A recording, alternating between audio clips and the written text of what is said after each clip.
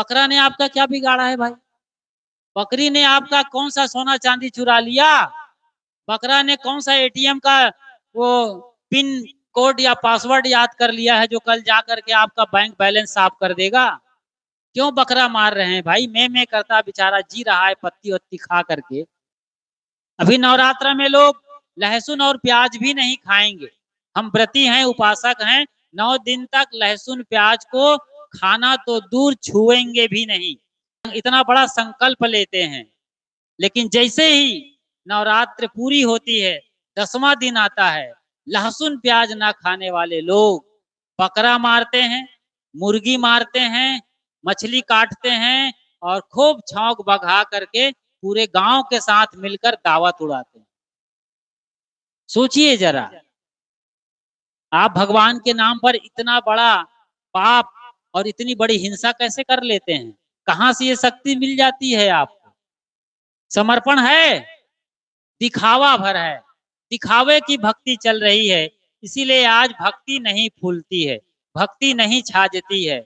और आप सवाल करते हैं साहेब, गुरुजी हम तो सालों से दरबार में हाजिरी लगा रहे हैं, कोई रामपाल के यहाँ जा रहा है, कोई सतपाल जी महाराज के यहाँ जा रहा है, कोई दामाखेड़ा जा रहा है, कोई बुरहानपुर जा रहा है, कोई प्रयागराज जा रहा है, कोई मथुरा, काशी, बनारस। तो कुल मिलाकर के सब जगह यात्रा हो रही है, धार्मिक स्थलों में, पवित्र मंदिरों में।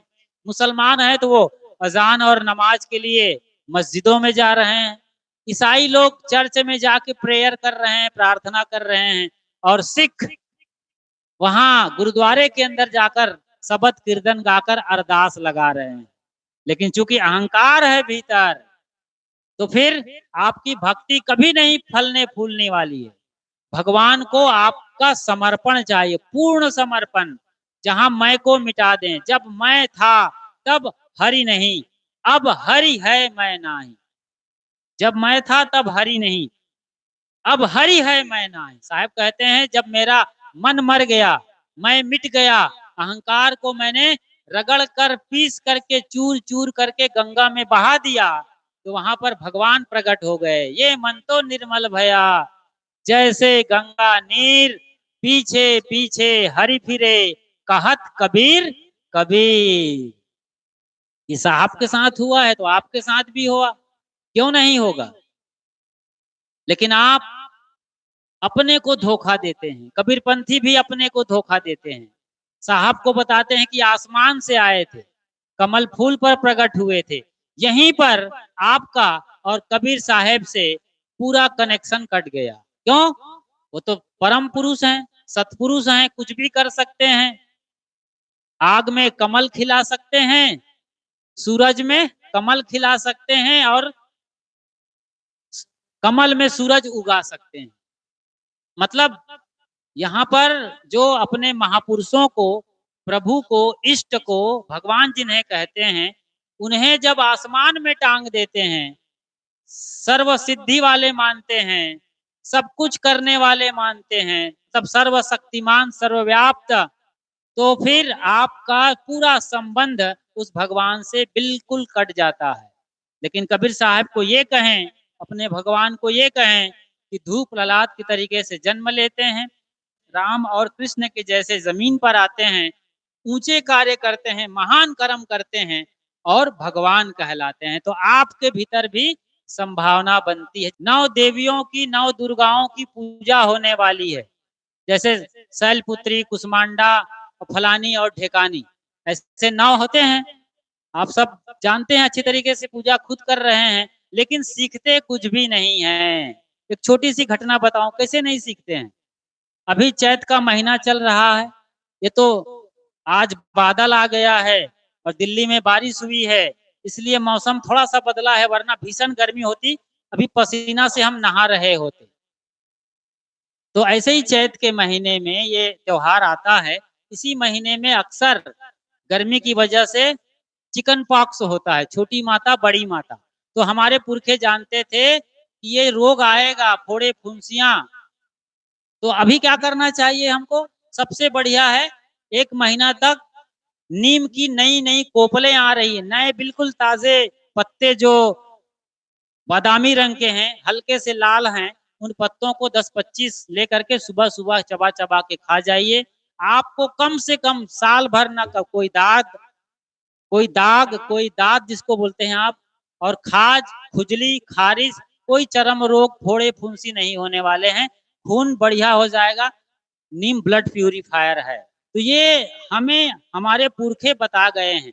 और इसीलिए अभी नवरात्र में आप मंदिर के अंदर जाएंगे, घी और तेल के दीपक के बाजू में गेहूं का ज्वारा बोया गया है। गेहूं का ज्वारा समझते हैं? अलग अलग प्लेट पे लगाए होते हैं। ये काम आपको करना है। 7 प्लेट ले आइए। आज गेहूं बोइए, कल बोइए, परसों बोइए, और जब बड़ा हो जाए करीब 4-8 अंगुल का बीते भर का, तो काट करके मिक्सी में पेर करके पीजिए आप, एकदम ठंडा। चर्म रोग और जो टॉक्सिन है शरीर का, उसको डिटॉक्स करने के लिए बहुत बढ़िया है। सारे जो बीमारियों का जड़ है खून के अंदर, वो सब निकल जाते हैं। ये बताने के लिए कि आने वाली पीढ़ी यानी हम लोग कलयुग में ज्वारा का रस पीते रहें, उसे भगवान के साथ शीतला माई के मंदिर में, सहाड़ा देव के मंदिर में रखवाया गया। लेकिन हम लोग ठहरे कलयुग में। है तो बौद्धिक युग, लेकिन बुद्धू के बुद्धू, और ज्वारा बो करके 7 दिन उसके सामने छाती कूट कूट करके, झूप झाप करके, मतलब उल्टा सीधा चिल्ला करके, गाली बक करके, भगवान का नाम ले करके, सारा नौटंकी ड्रामा करके, आखिरी में मंदिर का कलश लेकर के, या फिर उस वक्त शारदीय नवरात्रि में दुर्गा मैया को ले करके ट्रैक्टर पे लाद करके, डीजे बाजा गाजा के साथ शराब पी करके, गाली गलौज करते हुए, फुहड़ गीतों में डांस करते हुए, कहीं डबरा में कहीं खोचका में दुर्गा को पटक करके चले आते हैं। ये सच्ची घटना है, मैंने कई जगह देखा है। ऐसे बदहाल करके बताइए, ये भक्त हैं? आप सोचो कि वाकई में आप लोग भारत के भक्त हैं अपने भगवानों के? क्या सचमुच में आप सनातनी हैं? सचमुच में आप हिंदू हैं? कैसे इसे कर लेते हैं? एक ज्वारा का पीना नहीं सीख पाए रस को, और कैसे भगत बन पाएंगे आप? सोचिए जरा। पूजा करने की चीज नहीं है, सीधी बात। पूजने की चीज नहीं है ज्वारा, बल्कि उसके रस को पीने की चीज है। रस पीजिए आप। बाबा रामदेव जैसे जो आज हमारे बीच में आयुर्वेद के गुरुजन हैं, वो आज हमें बता रहे हैं, जबकि हजारों साल पुराना इतिहास है। तो इधर अहंकार को नहीं चढ़ाते, सर को हम अपने मन को बचा लेते हैं, अपने अहंकार को बचा लेते हैं, और मंदिर में जाने के पहले जूता उतार लेते हैं, लेकिन अहंकार को उतारना नहीं सीखे हैं। और उल्टे इसी अहंकार के चलते पूजना था अपने सिर को, काटना था अपने सिर को, सिर काटे भुई धरे, प्रेम न बाड़ी उपजे, प्रेम न हाट बिकाए, राजा प्रजा जेहि रुचिए। किसी को याद है आगे? आप लोग बोलिए। शीश दे ले जाए। साहब कहते हैं कि शीश मतलब गर्दन को काट करके रख दो। गर्दन काटने का मतलब अहंकार का विसर्जन। लेकिन आप लोग कितने बड़े चालाक हैं कि गर्दन काटना खुद का है, अहंकार का विसर्जन, खुद के अहंकार को सरेंडर कर देना है मंदिर में, प्रभु के चरणों में, गर्भगृह में या आश्रम में। अपने गुरु को अपना दोष, दुर्गुण, कलुष, कसाय, गंदा मन सब कुर्बान कर देना है उनके चरणों में। अहंकार को गुरुजी तू ही संभाल, बस तू ही तू। जब मैं था तब हरि नहीं, अब तू है मैं नाही। मतलब अब तू ही है, मैं नहीं बचा। मैं तो मिल गया तुम में। लेकिन हम अपने को हमेशा बचा लेते हैं। और काटना था अपना गर्दन, कुर्बान करना था अपना अहंकार, छोड़ना था अपनी, कहना चाहिए अकड़ छोड़नी चाहिए थी, अपना द्वेष छोड़ना चाहिए था, अपना गंदा मन छोड़ना था, अपने मन के पाप और मैल को धोना था, अपने मन को काटना था, अहंकार को काटना था। लेकिन बढ़िया भारत चालाक बन गया और आज बड़े आराम से बकरा काट के चढ़ा देता है, बकरी काट के चढ़ा देता है। बकरा ने आपका क्या बिगाड़ा है भाई? बकरी ने आपका कौन सा सोना चांदी चुरा लिया? बकरा ने कौन सा एटीएम का वो पिन कोड या पासवर्ड याद कर लिया है जो कल जा करके आपका बैंक बैलेंस साफ कर देगा? क्यों बकरा मार रहे हैं भाई? मैं करता बेचारा जी रहा है पत्ती वत्ती खा करके। मछली तैर रही थी बढ़िया, उसको आप ला करके काट के खा रहे हैं मसाला भर भर के, और कहते हैं कि हम पुजारन हैं, पुजारी हैं। पशुपतिनाथ कहा जाता है भगवान शिव को। पशुपतिनाथ मंदिर है नेपाल की राजधानी काठमांडू में। पशुओं के पति और उसके नाथ कहा जाता है। पशु कौन है?